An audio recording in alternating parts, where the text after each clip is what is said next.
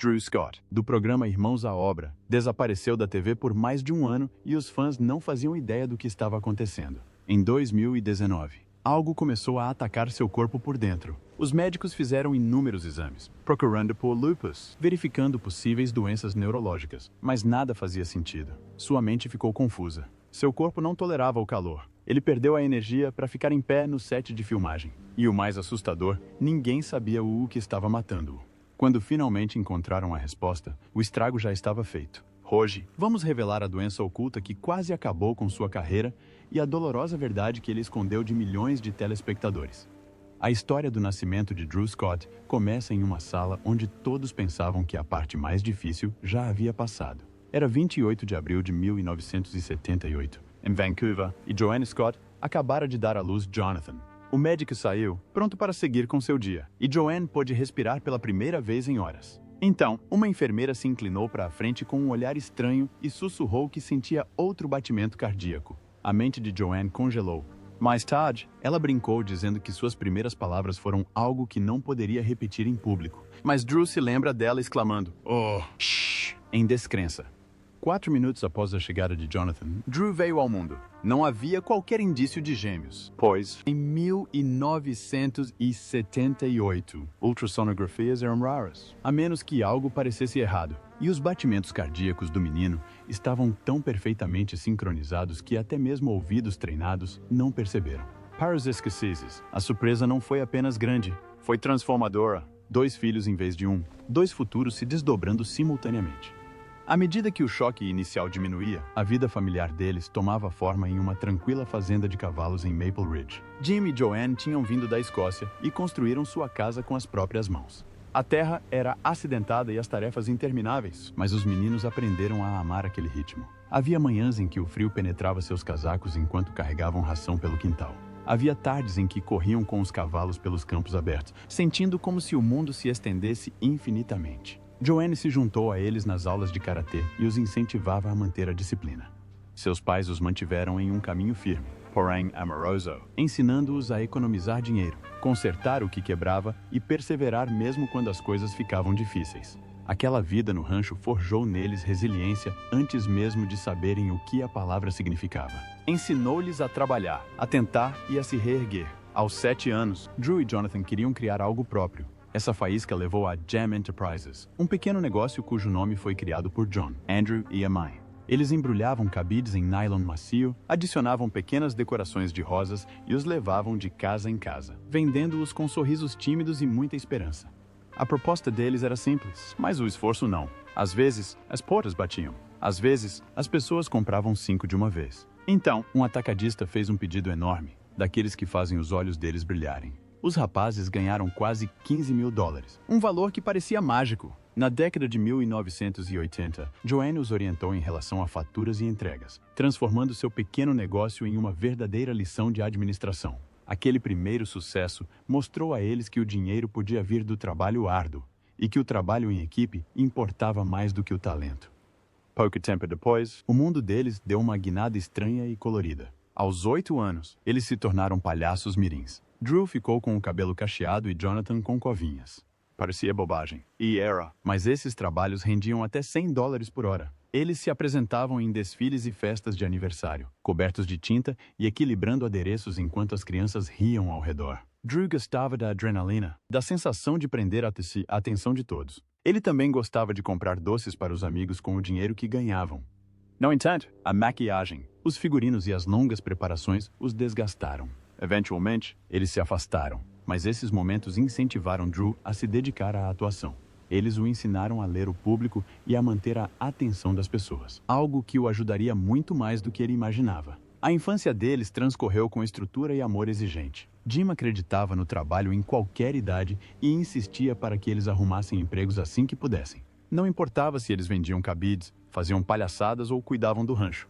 O objetivo era construir caráter. A criatividade era incentivada, mas a responsabilidade vinha em primeiro lugar. Cada tarefa, cada madrugada, cada tentativa de pequeno negócio lhes conferia uma nova força. Mais tarde, quando as pessoas perguntavam como eles conseguiam conciliar o mercado imobiliário, a atuação e a televisão, os gêmeos sempre apontavam para os pais. Tudo de bom começou ali. Enquanto Jonathan se inclinava para a construção civil e os truques de mágica, Drew sonhava com o basquete. No ensino médio, ele treinava de 4 a 5 horas por dia, se esforçando ao máximo até alcançar 1,09 metros no salto vertical.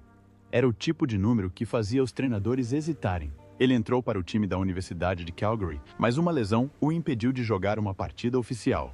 Então, em 2003, 25 anos, outra universidade lhe ofereceu uma vaga. No início, a ideia pareceu empolgante, mas logo ele percebeu que os outros recrutas eram mais jovens e estavam se saindo melhor. Ele abandonou o esporte, sentindo a dor de um sonho se esvaindo. Aquele momento foi doloroso, mas o impulsionou para um novo caminho.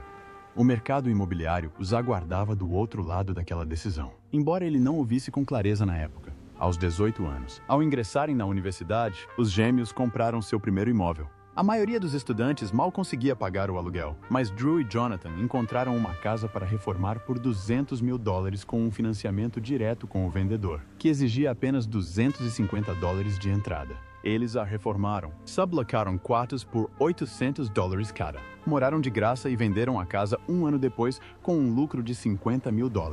O processo pareceu arriscado e emocionante. Essa revenda se tornou a porta de entrada para um mundo que mais tarde os definiria. Eles continuaram, reformando e revendendo dezenas de casas nos 15 anos seguintes, adquirindo experiência parede por parede e decisão por decisão.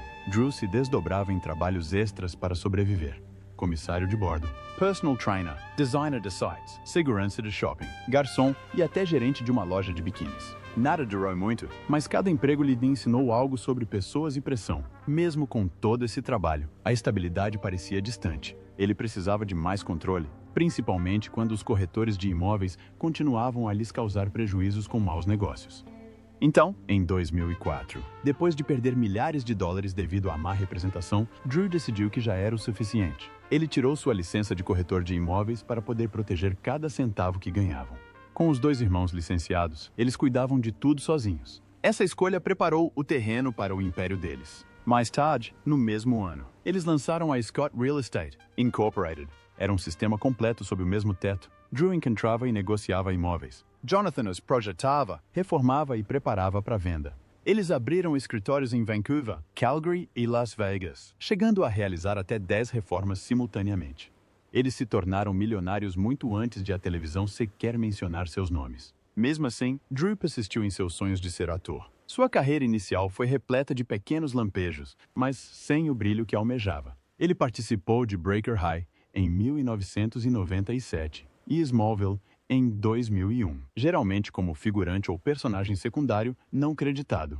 Desde criança, ele se apresentava como palhaço, mas nada o levou aos holofotes da maneira que ele esperava. As rejeições se acumularam. Ele tentou repetidamente no final da década de 2090 e início dos anos 2000, mas Hollywood não lhe abriu as portas. Em 2002, ele e seus irmãos fundaram a Advidian Production Group, com a esperança de desenvolver seus próprios projetos, mas os recursos eram escassos e as distribuidoras os rejeitavam constantemente. Eles mantiveram a empresa ativa apenas porque o aluguel de imóveis cobria as despesas. Em 2010, migraram para o digital e a televisão, mas aqueles primeiros anos foram de luta constante. Em 2006, Drew chegou à exaustão. Mudou-se para Vancouver para se dedicar à atuação em tempo integral por um ano. Ele dormiu na casa de um amigo, gravou testes de elenco no carro e se esforçou ao máximo até a exaustão tomar conta de seus ossos. Rejeição após rejeição o desgastou. Eventualmente, ele percebeu que atuar sozinho não era suficiente. Algo precisava combinar seus talentos e experiência de uma forma que parecesse natural. Essa combinação surgiu quando os irmãos apresentaram a ideia do programa. A princípio, o canal HGTV adorou as habilidades de construção de Jonathan, mas mal notou Drew. Eles até cogitaram centrar o programa inteiramente em Jonathan. Drew sentiu a dor de ser ignorado novamente. Depois de anos desejando um lugar diante das câmeras, ele temia perder sua chance. Lutou por seu espaço e os convenceu de que o programa precisava dos 2 irmãos. Essa discussão moldou tudo o que aconteceu em seguida. Assinar o contrato com o HGTV foi um salto para o desconhecido. Eles já tinham um negócio de sucesso. A televisão era uma aposta sem rede de segurança. O salário era baixo, o compromisso era grande. Se o programa fracassasse, eles perderiam um tempo valioso que poderiam ter usado para reformar e revender imóveis. Mas eles confiaram na visão do programa. Em 2011, estreou o programa Irmãos à Obra, Property Brothers. No momento em que o programa decolou, eles finalmente entenderam para o que todos aqueles anos de esforço os haviam preparado. Drew Scott se tornou o rosto do Irmãos à Obra em 2011, e tudo mudou quase da noite para o dia.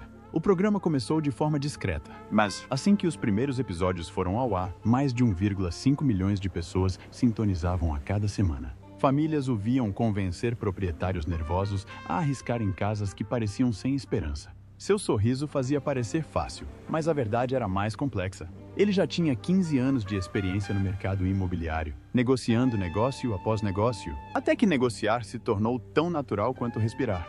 E por isso, as câmeras só capturaram o que ele já havia vivido por anos.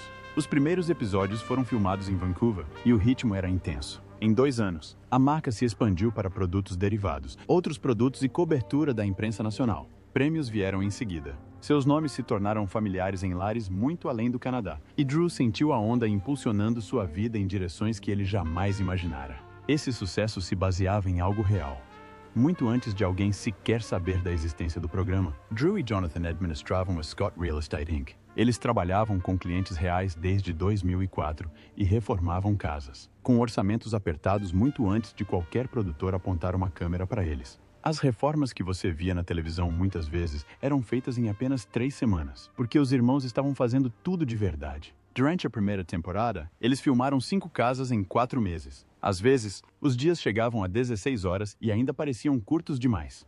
Os proprietários chegavam com esperanças e medos. Os orçamentos estouraram. As paredes escondiam coisas inesperadas, e a equipe se desdobrava entre cenários reutilizados e mudanças rápidas de locação só para manter o cronograma.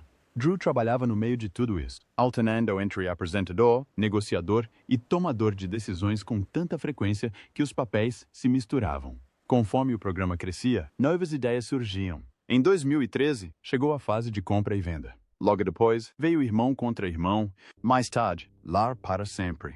Em 2019, a franquia já contava com mais de 14 temporadas e diversas séries derivadas. Drew sentiu o chamado de uma marca que se tornava maior do que o programa que a originou. Em 2015, lançaram a Scott Living e esperavam um crescimento constante. Mas, em vez disso, a linha atingiu 100 milhões de dólares em receita em 2 anos e tinha como meta dobrar esse valor até 2017. Lançaram livros, assinaram contratos de licenciamento. Seus designs se expandiram para móveis, utensílios de cozinha e coleções completas para a casa. Drew passou a participar de reuniões de diretoria e a ajudar a moldar cada acordo, porque a marca carregava seu nome e sua promessa. Ele também passou a trabalhar atrás das câmeras. A Scott Brothers Entertainment tornou-se seu segundo lar, um lugar onde ele transitava entre criador e executivo. Em 2024, a empresa já havia produzido mais de 20 séries originais, projetos digitais e filmes institucionais para plataformas como HGTV, Netflix e Amazon. Drew revisava orçamentos, trabalhava com equipes criativas e construía parcerias com empresas que desejavam ter acesso à magia dos irmãos à obra. Em alguns dias, ele filmava em uma cidade, viajava para uma reunião na mesma noite e chegava à sala de edição na manhã seguinte. Houve meses em que ele percorreu mais de 32 mil quilômetros, enquanto ainda aparecia na tela como se nada estivesse acontecendo nos bastidores. Mas o ritmo frenético começou a afetá-lo. Anos de viagens, filmagens e pressão constante cobraram seu preço de maneiras que ele não esperava. Em 2025, ele sentia um cansaço profundo que nem o sono conseguia aliviar. Seu corpo doía, o calor das luzes do estúdio o deixava tonto. Em alguns dias, ele não conseguia ficar em pé por muito tempo sem sentir as pernas cederem. Mais tarde, os médicos disseram que ele estava lidando com uma possível intoxicação por mercúrio, além da síndrome da fadiga crônica. Os sintomas vinham se agravando silenciosamente há meses, escondidos por trás de sorrisos e aparições programadas. Os fãs só viam pequenas ausências e declarações rápidas. Não viam os dias em que ele mal conseguia se mover ou os momentos em que questionava se conseguiria continuar. Quando finalmente falou sobre isso, as pessoas ficaram chocadas. Ficou claro que o sucesso tinha um preço alto. Muito antes da fama e da expansão dos negócios, algo mais sutil começara a moldar sua vida. Em 2010, durante a Semana de Moda de Toronto, Drew conheceu Linda Fan. A sala vibrava com música e luzes brilhantes, mas ela se destacava com sua fantasia divertida de policial da moda, distribuindo multas de brincadeira para quem tivesse uma roupa questionável. Drew riu, Ela riu. Logo saíram para comer sushi, depois tomar chocolate quente e, em seguida, cantar no karaokê até o amanhecer. Naquele primeiro encontro, não se falou em reformas ou televisão. Foram duas pessoas cantando, brincando e aprendendo o ritmo uma da outra. Drew disse mais tarde que acreditava em amor à primeira vista. Mas o que ficou com ele foi o calor de Linda e a firmeza por trás de seu sorriso. A conexão entre eles cresceu lentamente e, de repente, se intensificou. Mais tarde, quando ela se tornou diretora criativa da Scott Brothers Entertainment, suas vidas se entrelaçaram ainda mais. O casamento aconteceu alguns anos depois, na Itália, em 12 de maio de 2018. As colinas de Ruglia pareciam suaves sob o sol enquanto mais de 300 convidados chegavam. A cerimônia foi um sonho, mas o caminho até aquele dia foi tudo menos tranquilo. Eles tinham apenas 3 meses para planejar tudo. Precisavam tomar decisões sobre os fornecedores. Precisavam de orientação das famílias. Drew precisava ensaiar uma elaborada primeira dança com Emma Slater, sua parceira do programa Dancing with the Stars. Eles trabalharam com um designer chamado Vincenzo, que incorporou a herança mista escocesa e vietnamita do casal nos detalhes florais. Filmaram toda a celebração para um especial do canal TLC, o que aumentou ainda mais a pressão. Em meio a tudo isso, continuaram de mãos dadas, lembrando um ao outro por que o caos era importante. Quando o grande dia finalmente chegou, tudo parecia um conto de fadas. Um ano antes, eles haviam aberto as portas de sua casa para os telespectadores. O programa Irmãos à Obra os acompanhou durante a reforma de uma casa de estilo inglês de 1921, avaliada em 2,3 milhões de dólares, no bairro de Hancock Park. Foi uma maratona de 12 semanas repleta de restrições da casa antiga, trabalhos complicados no porão e um prazo apertado para uma reunião familiar. Drew perseverou diante das decisões de design e dos desafios inesperados. Linda adicionou toques de glamour da velha Hollywood e aconchego Art Deco. As câmeras gravaram enquanto eles conciliavam reuniões, cronogramas de filmagem e o planejamento do casamento. O programa proporcionou aos fãs um olhar íntimo sobre o trabalho em equipe deles nos bastidores. Foi uma jornada caótica e cansativa, mas também mostrou o quanto eles se apoiavam mutuamente. A vida foi ficando cada vez mais plena. Linda costumava dizer que conciliar a vida pessoal e profissional era seu maior desafio.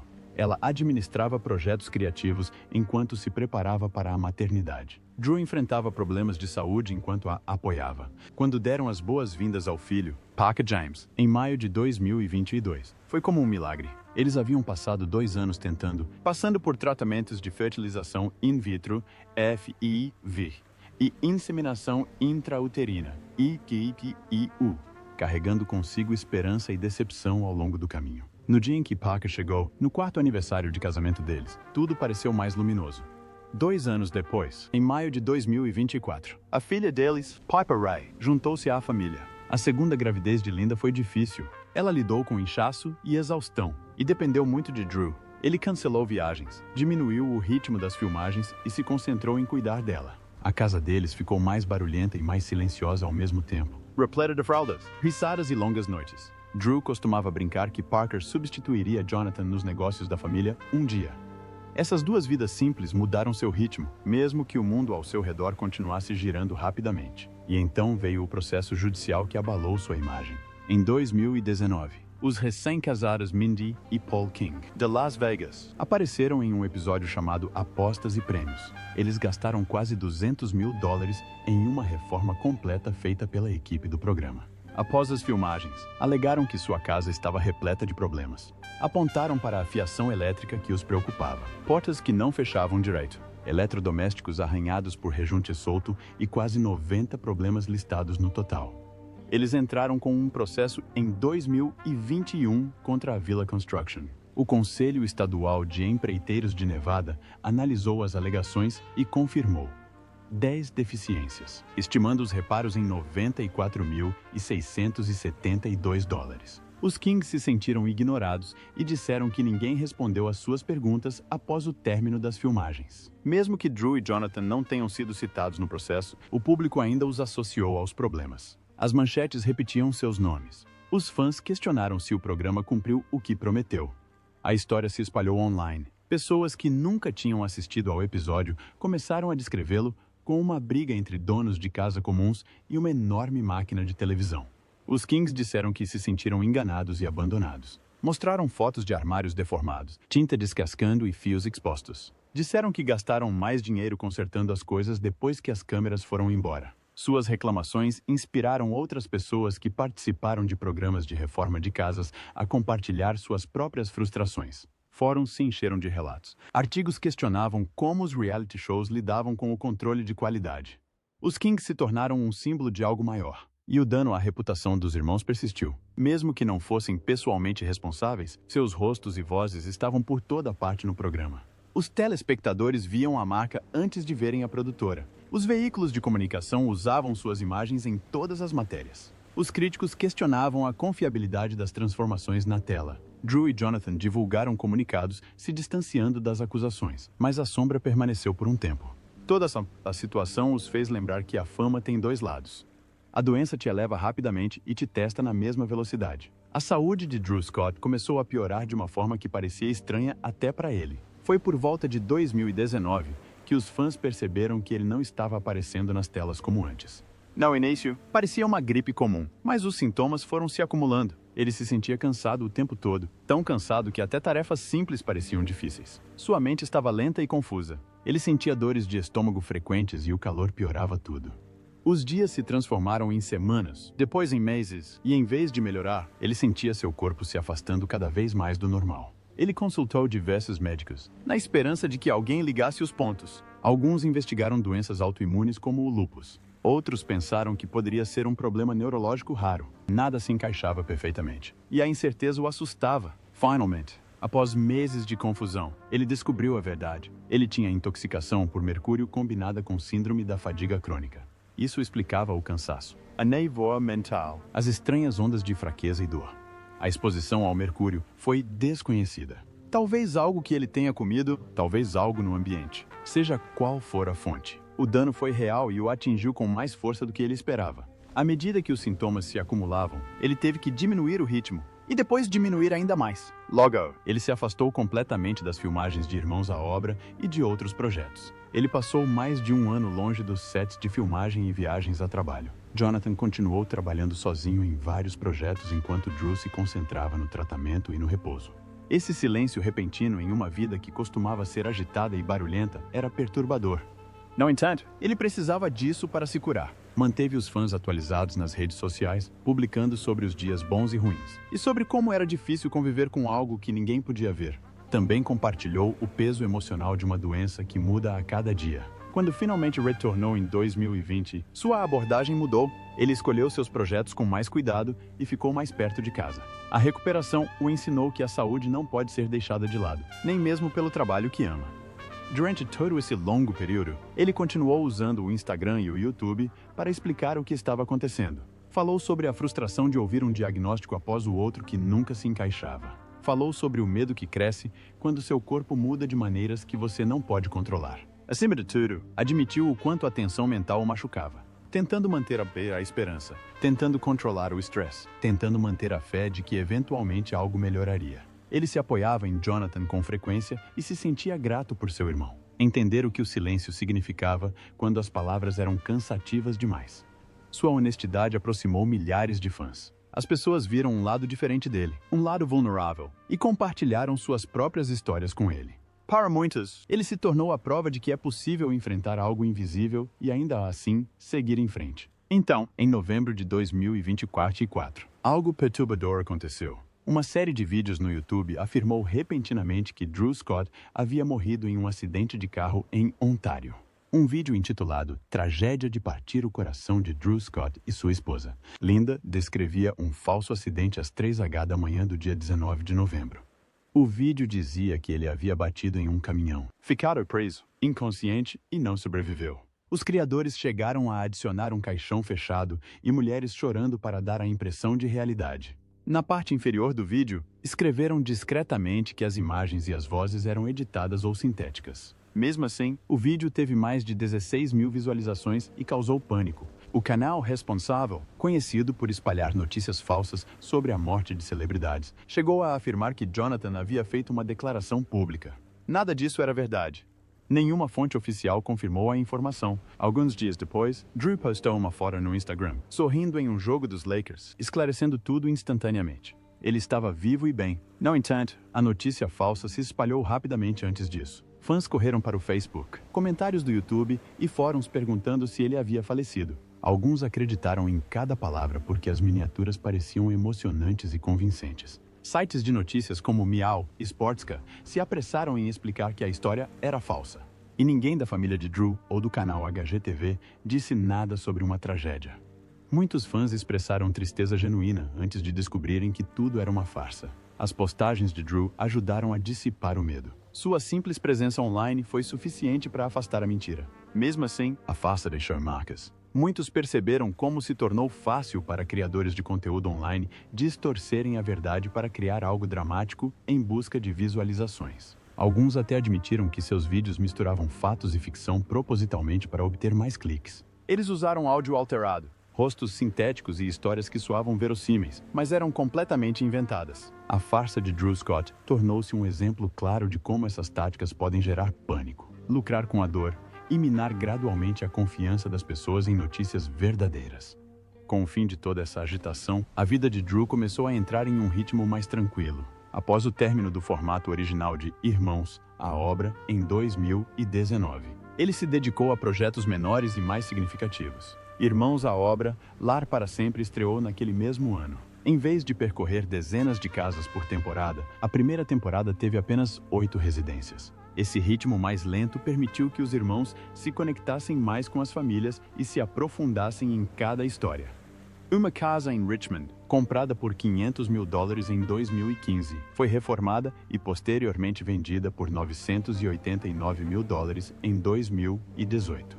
O projeto teve um significado especial para Drew. Ele o guiou para um espaço onde o trabalho tinha alma e espaço para respirar. Nos bastidores, ele assumiu ainda mais responsabilidades. Como cofundador e produtor executivo da Scott Brothers Entertainment, supervisionou quase 75 novos episódios em 6 projetos diferentes em 2021. Seus programas foram exibidos no HGTV e no Discovery Plus e alcançaram espectadores em mais de 160 países. Ele ajudou a expandir a empresa para conteúdo de estilo de vida, séries digitais e documentários. Ele nem sempre aparecia diante das câmeras. Muitos dias trabalhava silenciosamente no desenvolvimento, orientando ideias e moldando projetos nos bastidores. Além da televisão, Drew e Jonathan também construíram uma forte presença empresarial. Sua marca de artigos para o lar, Scott Living, foi lançada em 2015. No final de 2016, seus móveis para áreas externas, vendidos na QVC, já haviam gerado mais de $100 milhões em receita. Eles criaram a Dream Homes, uma divisão de design de luxo para construções personalizadas de alto padrão.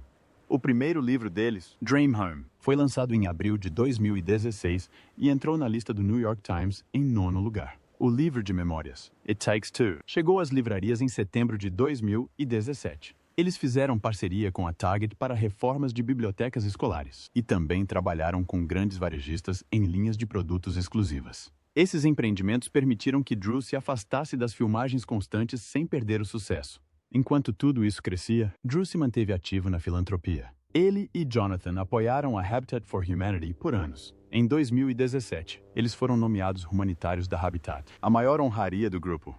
Eles ajudaram a erguer paredes para novas casas em Nashville em abril de 2018 e apoiaram programas focados em pesquisa de câncer pediátrico por meio da Fundação St. Baldic. Uniram esforços no Haiti com a organização Artistas pela Paz e Justiça para ajudar a construir escolas e apoiar o atendimento médico. Seu trabalho social impactou milhares de pessoas e mostrou o bem que se pode obter ao usar a fama com propósito. No final de 2025, Drew começou a trilhar um caminho ainda mais discreto. Ele passou a aparecer com menos frequência, não porque estivesse definhando, mas porque queria cuidar da saúde e proteger a vida que estava construindo com sua família. Após uma jornada de 2 anos para engravidar, que incluiu inseminação intrauterina, IVU, e fertilização in vitro, FIV, ele e Linda deram as boas-vindas ao primeiro filho em 4 de maio de 2022 e ao segundo em 5 de junho de 2024. A paternidade o transformou, diminuiu seu ritmo, lembrou-o de que o tempo passa rápido quando os filhos são pequenos e que o trabalho pode esperar. Ele reduziu sua agenda de filmagens e reservou mais dias para não perder momentos importantes. Disse que queria estar presente, totalmente presente para a família que tanto esperou para ter.